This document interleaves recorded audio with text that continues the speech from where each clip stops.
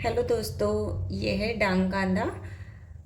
इसकी आज हम सब्जी बनाएंगे। इसे हम ऐसे भी खा सकते हैं, ये बहुत ही हेल्दी होता है। इसे हम उबाल लेंगे, उबाल करके इसके ऊपर नमक डाल करके आप ऐसे ही खाएं, बहुत अच्छा लगता है।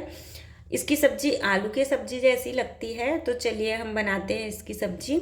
इसके लिए मैंने इसे 5 से 6 सीटी ले करके उबाल लिया है। इसे हम अच्छे से उबाल लेंगे।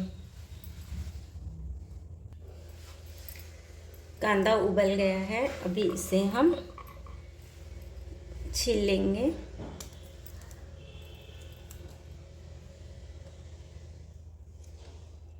ये देखिए, ये इस तरीके से आसानी से इसके छिलके निकल जाते हैं।